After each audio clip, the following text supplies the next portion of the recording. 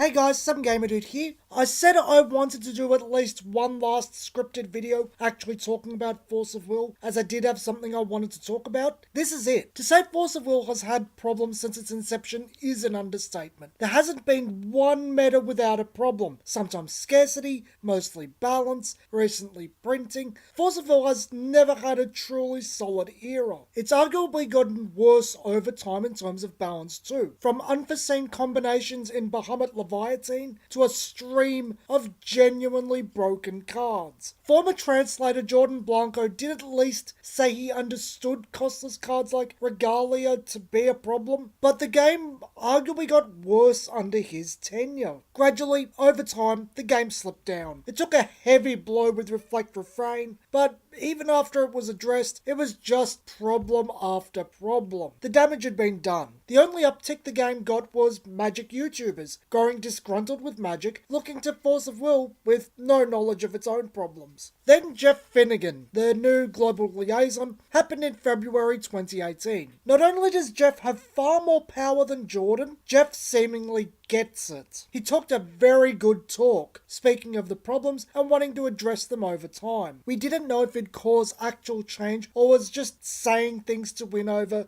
a waning fan base. But it was best to give benefit of doubt. The game needed change. Jeff was an untested entity. It's been a long wait for the Raya cluster to end with its poorly conceived seal abilities and nonsense Shahrazad. It's also very likely that the bulk of Raya 4 was designed before Jeff anyway. But now the new Valhalla starters and New Dawn Risers has been fully spoiled, we get to see the fruits of Jeff being hired. It's good. Like, genuinely good. We don't know if everything questionable has been addressed. Remnant hasn't turned up yet. Statistical power is still a little bit higher than I'd personally want. But a great deal of the important things have been addressed. Rulers aren't broken in the slightest because they have no effects natively. The Master Rune is giving them identity, with the rune system in general giving effects. In some ways it's a repeat of Shahrazad, but it's not for another important change. Effect power across the board has been dramatically lowered. Things aren't massively oppressive or doing more than they reasonably should for their stats and cost. Things feel fairer, so in turn, the rulers feel fair. Dual stones are finally gone. While I don't think colour fixing should be gone completely, the game has historically been 3 to 4 colours normally. Mono or dual colour decks were something of a rarity, causing situations where, frankly, decks did too much. This is because of the maths of the stone deck. 40% of it is going to be any stone played at playset, so tri and quad colour decks are very easy to make, provided you make both the main deck and the stone deck synergize to what's being played each turn. Colour identity has always been an issue. Green, too much identity. Blue, too little. That's dealt with now. Green has been somewhat gutted. While blue didn't get anything I would have hoped, they're at least better defined. Colour blur seems to have mostly gone. While we only have the starters and New Dawn Risers, support feels better spread out and with more quality cards. Yes, there is still some filler jank, but there is more good stuff here and enough of it. Nothing really feels without. On top of that, I really like the choices involved in the rune deck, and it'll only get better in time. Not only does it give Val the ability to give underperforming rulers more power over others, I am really enamored with the customizing potential they have, and as time goes on, the idea that just because your opponent sees a ruler, it doesn't mean they know what it's packing. It's a neat concept, really dynamic. If you've been following this channel for a while, especially since day dot, you'll know I fell off the Val wagon pretty hard. After the initial honeymoon period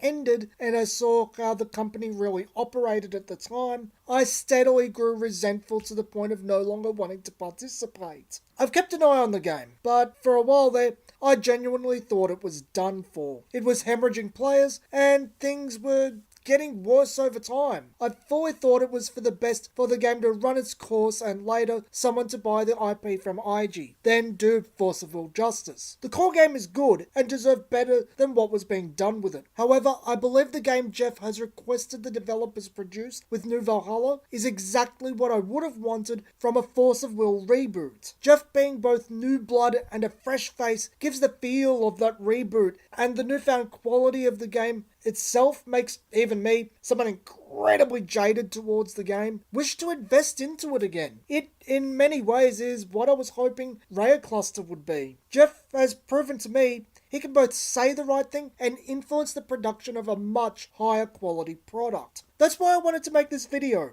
Not only did I finally want to say something good about Forceville's direction and give credit where credit is due, I wanted to say thank you to Jeff. In my eyes, you've really revived this game in many ways. It's finally worth the time of day again. It looks fair and fun, a good environment to play in. It's the upswing the game needed. The skies aren't looking so dark for Forceville right now. But I am also realistic. Forceville still has an uphill battle with retailers. The game is seen as many as a case of once bitten, twice shy. They don't see it as a worthwhile investment. But I also think that as a player base, we have to start cultivating our own player bases at stores to promote the idea that the store has customers that will buy the product and therefore the game is profitable. It's somewhat hard work finding a play group online, getting in at a time when the store is free, but it can be done over time and with a bit of elbow grease. After so long of everything just going to hell in a handbasket, it's nice to see 2 games in a row, Vanguard and Force of Will, fix their shit. It's these kinds of positive changes the industry as a whole needs. This has been Some Gamer Dude, and I'll see you guys next video.